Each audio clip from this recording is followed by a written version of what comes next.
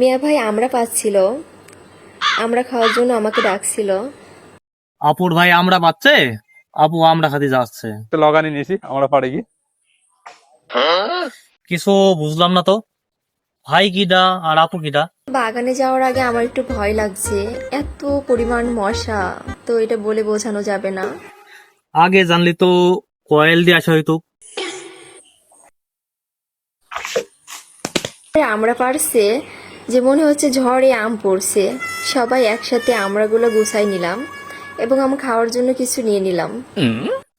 আজকে বোধহয় আমরা রাসার তৈরি করবে না, দাওয়াত দিলেও দিতে পারে। কত সুন্দর করে আমড়ার আচার, দেখতেও দেখেন কত সুন্দর লাগছে। আশা করি খেতেও অনেক সুন্দর হবে। তো এবার খেয়ে দেখা যাক। এই যে জীবনে যেটি আশা করলাম সেটি বিতা হইলো, সম্পর্কও পাল্টে ফেললো আমরা রাসারের জন্য।